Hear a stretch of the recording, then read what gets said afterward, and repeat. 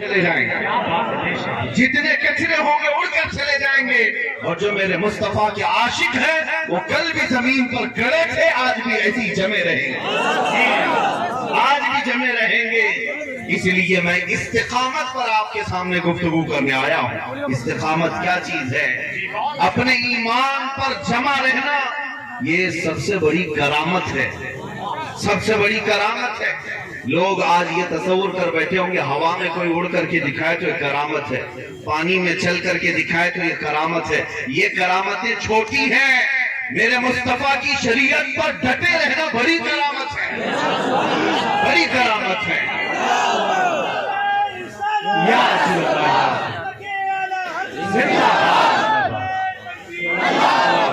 سبحان اللہ، سبحان اللہ۔ میرے عزیزوں، الحمدللہ اہل سنت و جماعت کو اللہ تعالیٰ نے جو اولیاء اور جو نجبہ و شرفاء عطا کیے، انہوں نے ہر زمانے میں یہی درس دیا ہے۔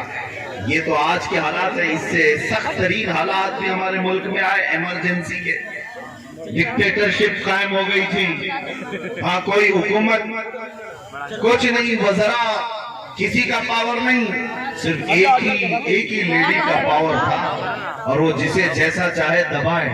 اور اس زمانے میں جب نس بندی کو حکومت عام کر رہی تھی، بتاؤ ہندوستان کے مشرق و مغرب، شمال و جنوب میں ایک آواز گونج رہی تھی، وہ بھی بریلی کی ہی تھی۔ مفتی اعظم ہند شہزادہ اعلیٰ حضرت اپنے وقت کے ڈکٹیٹر کے خلاف بھی کھڑے تھے، یہ سوچ کر کے نہیں کہ میرے ساتھ بہت بڑی فوج ہے، یہ سوچ کر کے نہیں میرے لاکھوں مریدین ہیں، نہیں، بلکہ حق بولنے والا کبھی جماعت کو دیکھتا ہی نہیں، وہ صرف اللہ اس کے رسول کی طاقت پر بھروسہ کرتا ہے۔ بے شک بے شک بے شک، یہ الحمدللہ ہمارے اسلاف نے ہمیں دیا ہے۔ آج بھی تمہیں اسی بات پر جمے رہنا ہے۔ عزیزان گرامی وقار، میں بچوں کو بھی یہی نصیحت کروں گا، جوانوں کو بھی، تمہارا جو کچھ بھی چھین سکتی ہے دنیا، چھین لے دو۔ زیادہ سے زیادہ کیا کیا جا سکتا ہے؟ تمہارے کپڑے، تمہارے گھر بار، تمہارے بچے، تمہاری بیویاں، تمہاری دکان، تمہارے جائیداد، سب سے زیادہ جان جا سکتی ہے۔ اس کے علاوہ کیا ہے؟ مگر ہمیں بریلی کے امام نے یہ سکھایا ہے، یہ جان اہرے غیرے کے لیے ہم نے رکھا ہی کہا ہے، کروں تیرے نام پہ جا فدا، رسول اللہ کروں تیرے نام پہ جا فدا، نہ بس ایک جا دو جہاں فدا، دو جہاں سے بھی نہیں جی بھرا، کروں کیا کروڑوں جہاں نہیں۔ نعرہ تکبیر، نعرہ رسالت، مسلک اعلیٰ حضرت، علامہ اعلیٰ حضرت۔ میں آپ کو جو درس دے رہا ہوں وہ یہی ہے۔ ایک سوال میں کرتا ہوں آپ سے، اپنے دل پر ہاتھ رکھ کر کے بتاؤ، تمہارا دین سچا ہے یا نہیں؟ تمہارا خدا سچا ہے یا نہیں؟ تمہارا رسول سچا ہے یا نہیں؟ اللہ کی کتاب قرآن سچی ہے یا نہیں؟ مجھے یہ بتاؤ، جس کا دین سچا، کتاب سچی، خدا سچا، رسول سچا، پھر اس قوم کو سر جھکا کر نہیں، سر اٹھا کر جینا چاہیے، سر اٹھا کر کے جیے۔ تم کسی مجرم قوم سے وابستہ ہو، تم کسی چور قوم سے وابستہ ہو، ڈرے وہ جو بلاکاری ہیں، ڈرے وہ جو چور ہیں، ڈرے وہ جو ظلم کے ساتھ اپنی کرسی جمائے ہیں۔ الحمدللہ ہم امن والے کل بھی تھے اور آج بھی ہیں، عدل والے کل بھی تھے اور آج بھی ہیں۔ لہذا جس کا دین اتنا سچا ہے، پروپیگنڈا ہزار پھیلانے دو، میڈیا اس سے زیادہ کیا کر سکتی ہے؟ دجالی میڈیا زیادہ سے زیادہ ہمارے چہرے بگاڑ کر پیش کر سکتی ہے، لیکن نوجوانوں تمہارے پاس آج بھی مصطفیٰ کریم کے اخلاق ہیں۔ تم میدان میں اترو، دنیا کو دیکھ کر کے ڈر کر سہن کر کے اپنی ٹوپیوں میں چھپاؤ، اپنی داڑیاں نالے میں نہ پھینکو۔ دنیا کو آج چوٹی رکھنے پر شرم نہیں آتی، تمہیں داڑھی رکھنے میں کیوں شرم آتی؟ تمہیں داڑھی رکھنے میں کیوں شرم آتی؟ اپنے نبی پاک کے اخلاق کو زندہ کرو، اور فخر سے کہو دنیا سے کہ دنیا ننگی گھوم کر فخر کر سکتی ہے، میں میرے مصطفیٰ کے اخلاق پر کیوں نہ فخر کروں؟ میرے عزیزوں، سچ بتاؤں، امامہ شریف ہم بھی پہنتے ہیں، علماء بھی پہنتے ہیں، یہ کوئی فیشن اور ڈیزائننگ کا لباس نہیں ہے، ایک وزن لباس ہوا کرتا ہے، اس کی حکمتیں ہزار ہوں گی، لیکن ہم حکمتیں نہیں دیکھتے، صرف اس لیے پہنتے ہیں کہ میرے مصطفیٰ نے پہنا۔ دنیا آج چاہے جو کچھ سمجھے، لیکن ہم نے دیکھا ہے عزت میرے مصطفیٰ کے قدموں میں ہے، عزت نبی پاک کے قدموں میں ہے۔ اس لیے میرے عزیزوں، آج اگر تم جمے رہ گئے، تم اس نقطے پر آ جاؤ جس نقطے پر میرے مصطفیٰ نے اپنے صحابہ کو چھوڑا تھا۔ صحابہ اکرام کی ایک بات بتا دو، استقامت اور جذبہ کیسا ہونا چاہیے۔ ایک صحابی حضرت نعمان، یہ حضور پاک صلی اللہ علیہ وسلم کے قاصد بن کر ایک بادشاہ کے دربار میں گئے۔ بادشاہ نے شاندار استقبال کیا، ان کے لیے ریشم کا کارپیٹ بچھایا گیا، قالین، ریشم کا کارپیٹ بہت مہنگا اس زمانے میں، اور ان کے لیے سونے کی کڑھائی کی ہوئی کرسی لگائی بادشاہ نے کہ سنا ہے عرب کا قاصد آ رہا ہے، محمد عربی کا۔ اس وقت رعب و دبدبے کا چرچا ہو چکا تھا، بادشاہ نے شایان شان استقبال کیا، لیکن جانتے وہ ایک صحابی رسول مدینے سے کافی دور گئے ہیں میرے آقا کے سفیر بن کر، ایمبیسیڈر بن کر، قاصد بن کر، لیکن جیسے ہی ریشم کا قالین نظر آیا، آپ نے اپنی تلوار سے اس کو پھاڑ دیا اور ہٹا دیا، کہا اس کو ہٹا دو، میں زمین پر چل رہا ہوں۔ چل کر کے آئے، جب کرسی کے پاس آئے، بادشاہ سامنے براجمان ہے، کرسی کو دیکھا کہ سونے سے کلائی کی ہوئی ہے، ٹھوکر مار کر گرا دیا، کہا میں اس پر نہیں بیٹھوں گا۔ بادشاہ نے کہا میں نے تو تمہاری عزت کے لیے ریشم کا قالین بچھایا، سونے کی کلائی کی ہوئی کرسی بچھایا، اتنا غرور کیوں ہے تمہیں؟ اتنا گھمنڈ کس بات کا ہے؟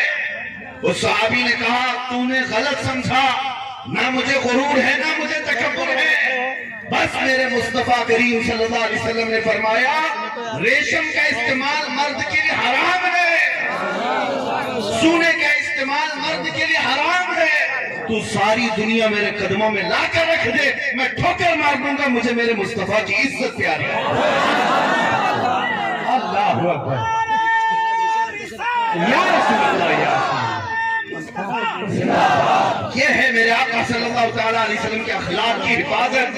انہوں نے یہ نہیں دیکھا کہ یہ بادشاہ ہے بہت بڑا، کمپرومائز کر لیتے ہیں، یہاں کون دیکھنے آ رہا ہے، مدینہ بہت دور ہے، ہم یہاں پر ریشم بھی استعمال کر لیں، سونا بھی استعمال کر لیں، کون دیکھ رہا ہے؟ نہیں، وہ صحابہ کا ایمان تھا، ہم دنیا کے جس چپے میں بھی ہیں غلام مصطفیٰ ہے، ہماری نسبت، ہماری ڈور نبی پاک سے جڑی ہوئی ہے۔ آج اگر ہر نوجوان یہ عزم کر لے، چاہے میں کفرستان میں رہ رہا ہوں لیکن میرے نبی کے اخلاق پر رہوں گا، دیکھنا انقلاب کیسا ہے۔ اس لیے کہ اسی زمین پر یہاں اب تو تم کروڑوں کی تعداد میں آ گئے، اب تو کروڑوں کی تعداد میں آ گئے، لیکن اس زمین پر کروڑوں نہیں بلکہ سینکڑوں بھی نہیں تھے، تب ایک مرد قلندر غریب نواز تشریف لائے۔ کیا تلوار لے کر کے آئے تھے؟ نیزے بھالے لے کر کے آئے تھے؟ گولا بارود لے کر کے آئے تھے؟ جھوٹے تاریخ دانوں سے بھی پوچھ کر کے بتاؤ، سچے نہیں جھوٹے تاریخ دانوں سے بھی پوچھ کر بتاؤ، ایک بھی کوئی روایت بتا دو کہ غریب نواز بڑے اسلحے لے کر آئے تھے؟ نہیں، وہ بھی تسلیم کرتے ہیں نہیں، وہ درویش مرد قلندر پھٹی گدڑی پہن کر کے ہندوستان آئے تھے۔ لیکن میرے عزیزوں، اگر کچھ ساتھ میں لائے تھے تو اخلاق مصطفیٰ لائے تھے، نبی پاک صلی اللہ علیہ وسلم کی شریعت مضبوطی کے ساتھ جس پر جمے رہنے کا عزم، یہی لے کر تو ہندوستان اترے تھے، اور پھر دیکھا آپ نے ہزار طاقتیں اس مرد مجاہد کو یہاں سے اٹھانے کی کوشش کرتی رہی، 800 سال سے بھی تمہاری نگاہیں دیکھ رہی ہیں، اس خواجہ اجمیری کی کرسی کو کوئی ہلا نہ سکا، آج بھی نہیں ہلا سکا۔ کیوں؟ قرآن کہتا ہے فَأَمَّا الزَّبَدُ فَيَذْهَبُ جُفَاءً وَأَمَّا مَا يَنْفَعُ النَّاسَ فَيَمْكُثُ فِي الْأَرْضِ، جو جھاگ ہے، جو کچرا ہے، وہ اڑ کر چلا جائے گا، اور جو نفع دینے والا ہے انسانوں کو، وہ ہمیشہ زمین میں برقرار رہے گا۔ اس لیے میں کہتا ہوں میرے عزیزوں، کچرے ابھی بھی آئیں گے اور اڑ کر چلے جائیں گے، بہت سارے پتنگے آتے ہیں موسم میں، اور ادھر ادھر تمہارے کانوں کے اطراف، تمہاری آنکھوں کے پاس سب کیڑے آتے ہیں، تو کیا کرتے ہو آپ مجھے بتاؤ؟ کچھ لوگ جو ابھی اس ماحول سے گھبرائے ہوئے ان کے لیے میں کہہ رہا ہوں، حالات بڑے خراب ہیں، حالات بڑے خراب ہیں، کیڑے بہت آ گئے، کیڑے جب آ جائیں تو کیا کرتے ہیں؟ گھر چھوڑ کر بھاگ جاتے ہیں آپ؟ میاں عقل مند آدمی یہ ہے، انتظار کرتا ہے موسم کے جانے کا، یا اسپرے مارتا ہے، اور کیا کرے گا؟ اسپرے مارے گا، کیڑے چلے جائیں، یا اگر اس کے پاس نہیں ہے تو انتظار کرے گا موسم چلا جائے، لیکن گھر تو نہیں چھوڑ کر جاتا، اپنا بنایا ہوا گھر نہیں چھوڑ کر جاتا۔ اسی طرح میں آپ سے کہتا ہوں یہ سختیاں تمہارے امتحان کے لیے آتی رہے گی، اس کا مطلب یہ نہیں ہے کہ تم اخلاق مصطفیٰ اور اپنا دین چھوڑ کر چلے جاؤ، یہ نہیں ہے کہ تم اپنے اسلاف کی روایتیں چھوڑ کر چلے جاؤ، نہیں۔ ایک بات یاد رکھنا، کسی کو بھی دکھانے کے لیے سیکولر بننے کی ضرورت نہیں ہے۔ سیکولر کا مطلب ہوتا ہے منافق، جو سب کو راضی کرنے کی کوشش کرتا ہے اور بعد میں ہوتا کچھ بھی نہیں، دھوبی کا کتا، نہ گھر کا نہ گھاٹ کا، کسی کو راضی نہیں کر پاتا۔ اسی لیے میں آپ سے کہتا ہوں راضی کرنا ہو تو صرف میرے مصطفیٰ کو راضی کرنا ہو تو اپنے رب کو راضی کرو۔ آج جو حالات ہوئے نا، جن لوگوں نے اپنے منچ پر سب جماعتوں کو بلا کر کے کہا، دیوبندی جماعت کھل کر کے عرض کر دیتا ہوں تاکہ تمہارا ایمان محفوظ رہے، ہاں جو قائد بن کر کے آئے لوگوں کے، بڑی بڑی جمعیت اور بڑی بڑی تنظیم لے کر کے لوگوں کو ورغلاتے رہتے ہیں، انہوں نے کئی لوگوں کو بلایا اپنے ہاں اور ان کو راضی کرنے کے لیے، کس کو؟ پنڈتوں کو راضی کرنے کے لیے کہ یہ بھی راضی ہو جائیں، یہ بھی راضی ہو جائیں، سب راضی ہو جائیں، اور بھاشن میں کچھ کا کچھ کہہ دیا، اپنا ایمان بھی دھو دیا، اپنا ایمان بھی چلا گیا، اور سامنے والوں کو بعد میں پتا چلا وہ خود بھی چھوڑ کے چلے گئے، وہ خود بھی چھوڑ کے چلے گئے ان کو۔ مولوی صاحب کہاں کے رہے تم؟ کہاں کے رہے؟ نہ گھر کے رہے نہ گھاٹ کے رہے، وہی کتے ہو گئے۔ اسی لیے ہم نے دیکھا ہے جو اعلیٰ حضرت کا دیوانہ ہوتا ہے، جو بریلی والا ہوتا ہے، وہ وقت کی طاغوتی طاقتوں کے سامنے سر نہیں دیکھتا، نہ ہی کسی کو راضی کرنے کی کوشش کرتا ہے۔ ارے میاں یہی کہ نانپارہ سے تو کوئی بریلی گیا تھا، یہی کہ نانپارہ سے گیا تھا، بریلی جا کر کہا تھا کہ ہمارے سیٹھ صاحب کی شان میں ایک قصیدہ لکھ دو، مولانا احمد رضا صاحب۔ اعلیٰ حضرت نے نانپارہ والے کی تعظیم میں یا ان کی مدح میں کچھ نہیں لکھا، بلکہ جلال میں کہا کروں مدح اہل رضا، پڑے اس بلا میں میری بلا، میں گدھا ہوں اپنے کریم کا، میں گدھا ہوں اپنے کریم کا، میرا دین پارے نان نہیں۔ اب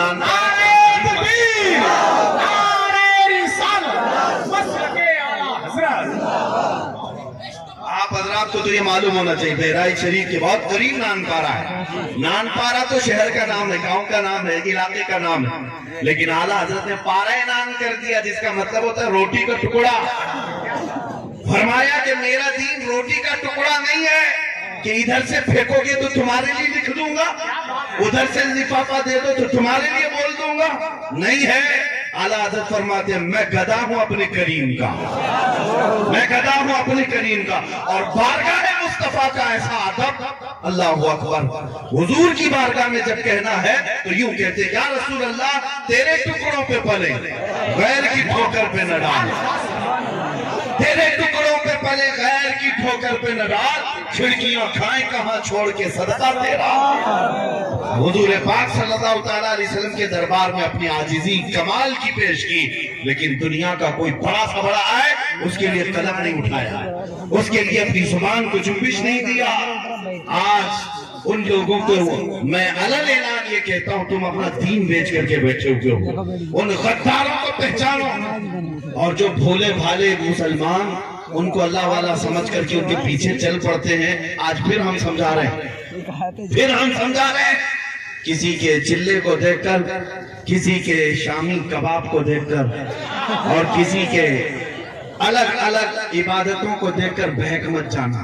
صرف سفید کپڑے ایمان کی علامت نہیں ہے۔ ہمارے بزرگوں میں سے کسی نے یہ کہا تھا، میں آپ کو بتاتا ہوں، بگولا آپ اس کو کیا کہتے ہیں جو سفید والا ہوتا ہے؟ بگولا۔ ہاں، یہ ایک بار دریا کے کنارے آ کر بیٹھ گئے، بہت سفید ہوتا ہے، بہت صاف ستھرا ہوتا ہے، چھوٹی چھوٹی مچھلیاں جیسی بگولے کو دیکھی سوچنے لگی اللہ والے آ گئے، اور ساتھ کہیں چھوٹی مچھلیاں سمجھ نہیں رہی تھی، الٹا کوس رہی تھی بڑی مچھلیوں کو۔ وہ کہہ رہی تھی تمہارے پرانے خیالات دادی اماں، ہمیں چھوڑ دو، یہ اللہ والوں کے پاس جانے دو، ایسے اللہ والے بار بار کہاں آتے ہیں؟ چھوٹی مچھلیوں کو کچھ سمجھ نہیں آ رہا تھا، بڑی مچھلیاں اپنا کام کر کے کنارے بیٹھ گئی، سمجھانا ہمارا کام ہے مت جاؤ۔ لیکن جو نئے نئے نوجوان مچھلیاں تھیں وہ سب کے سب دوڑی دوڑی اسی بگولے کی قدم بوسی کرنے آ گئی، اور قریب آئی تو بگولے نے چونچ مارا، ایک دو مچھلیوں کو اٹھایا اور بھاگ گیا۔ پھر بعد کی بچی ہوئی مچھلیوں کو عقل ٹھکانے پر آئی، واپس آ کر بڑی اماں سے کہنے لگی سچ کہتی تھی وہ صرف سفید دکھتا تھا، حقیقت میں چور تھا۔ اعلیٰ حضرت یہی فرماتے ہیں شہد دکھائے زہر پلائے، شہد دکھائے زہر پلائے، قاتل ڈائن شوہر کش، اس مردار پہ کیا للچائے دنیا دیکھی بھالی ہے۔ عزیزان گرامی وقار، یہ آج جو چہرے تمہارے سامنے آئے ہیں انہیں پہچانو، ہاں انہیں پہچانو۔ ہم دشمنان اسلام کو اچھی طرح سے پہچانتے ہیں جو پہلے سے ہمارے نہیں ہیں، لیکن جو جماعت میں بیٹھے ہوئے انہیں پہچاننا اور سخت ترین مرحلہ ہے۔ اس لیے یہ علماء جو کہتے ہیں، بعض لوگوں کو ایسا لگتا ہے یہ خالی رد کرتے رہتے ہیں، ان کا کچھ کام نہیں، اختلاف کرتے رہتے ہیں، اس جماعت کو برا بھلا، اس جماعت کو برا بھلا۔ میرے عزیزو ایک بات یاد رکھو، جو عالم عشق مصطفیٰ کے معیار میں اگر کسی کی مخالفت کر رہا ہے وہ حقیقی عالم دین ہے، وہ حقیقی عالم دین ہے۔ ہم ہر اس کا رد کریں گے جو میرے مصطفیٰ کا بیگانہ ہے، اس لیے کہ حضور تاج الشریعہ بدر الطریقہ رحمت اللہ تعالیٰ علیہ نے یہ ایک میسج یہ دیا تھا، نبی سے ہو جو بیگانہ اسے دل سے جدا کر دے، نبی سے ہو جو بیگانہ اسے دل سے جدا کر دے، پدر مادر برادر جان و مال ان پر فدا کر دے۔ عزیزان گرامی وقار، ہمارا دین، ہمارا ایمان کیا ہے؟ آپ کو میں بتاؤں، اقبال سے پوچھو، علامہ اقبال ہی کہتے ہیں بمصطفیٰ برساں خیش کے دی ہم آؤس کربعون رسیزی تمام بولن بھی، اپنے آپ کو رسول اللہ کے قدموں تک پہنچا دو، یہی دین ہے، یہی دین ہے۔ اور اگر تم وہاں تک نہیں پہنچ سکے تو زندگی ابو لہب کی طرح۔ اس بات کو یاد رکھو اے نوجوان، عزت ادھر ادھر ڈھونڈنے نہ جاؤ، عزت میرے مصطفیٰ کے قدموں میں ہے۔ آج ہم نے خود دیکھا ہے، ہم آج آپ کے سامنے یہاں پر کھڑے ہیں، مجھے اگر آج آپ لوگ پلکوں پر بٹھاتے ہیں یا پھولوں کے ہار پہناتے ہیں یا ممبر پر بٹھاتے ہیں، یہ کس لیے؟ اس لیے نہیں کہ کوئی بڑی پارٹی کا نیتا ہے، یہاں پر جو عزت ملتی ہے وہ اس لیے نہیں کہ بہت بڑے باپ کا بیٹا ہے، مجھے جو بھی عزت ملتی ہے وہ میرے مصطفیٰ کی نسبت سے ملتی ہے۔ جب تک ٹکے نہ تھے تو کوئی پوچھتا نہ تھا، جب تک ٹکے نہ تھے تو کوئی پوچھتا نہ تھا، یا رسول اللہ تم نے خرید کر ہمیں انمول کر دیا۔ آپ دیکھیں دنیا میں حضور کی عزت پر بات کرنے والے کے لیے یہ عزت ہے، تو پھر قیامت میں الگ عزت ہے میرے عزیز، قیامت کی عزت الگ ہے۔ آپ کو پتا ہے وہی بلال حبشی جن کو مکہ والے پیروں میں رسی ڈال کر کھینچتے تھے اور ان کی ننگی پیٹھ پر گرم سل رکھی جاتی تھی، ان کے پیٹھ کا گوشت گرمی کی وجہ سے گل گیا تھا، مکہ والوں نے اتنی اذیتیں دی تھی، اتنی تکلیفیں دی تھی، لیکن وہ بلال حبشی ہمیشہ عہد عہد کا نعرہ لگاتے رہے اور جمے رہے اپنے دین پر۔ پھر آپ غلامی سے آزاد ہوئے، نبی پاک صلی اللہ تعالیٰ علیہ وسلم کی خدمت میں آئے، مدینہ طیبہ میں رہنے لگے، اور آپ کو پتہ ہے صرف 6 سال کے بعد حضور پاک صلی اللہ علیہ وسلم مدینے سے واپس مکہ تشریف لا رہے ہیں۔ جب مکہ فتح ہو چکا تھا، 10,000 صحابہ کے ساتھ نبی پاک صلی اللہ علیہ وسلم جب دوبارہ مکہ میں تشریف لائے، بغیر جنگ و جدال کے مکہ فتح ہو گیا، مسجد حرم میں حضور صلی اللہ تعالیٰ علیہ وسلم تشریف لائے، سارے آلائشوں کو پاک کیا، اور اس کے بعد پہلی اذان دی جا رہی تھی حرم کعبہ میں، اور جانتے ہو اذان دینے کے لیے کس کو بلایا؟ بلال حبشی کو۔ نبی پاک صلی اللہ تعالیٰ علیہ وسلم نے آواز دی حضرت بلال کو، اور اذان کہاں؟ کعبے کی چھت پر چڑھ کر کہ اوپر چڑھ کر کے اذان دی جائے۔ حضرت بلال حبشی وہاں سے اذان دیتے رہے۔ میرے عزیزوں، بزرگوں نے یہ فرمایا ہے اذان کہیں سے بھی دے لیتے، اذان چھوٹی سی اونچی جگہ سے دیتے، بلال حبشی کعبے کی چھت پر مکہ میں کھڑے ہو کر اذان دے رہے ہیں۔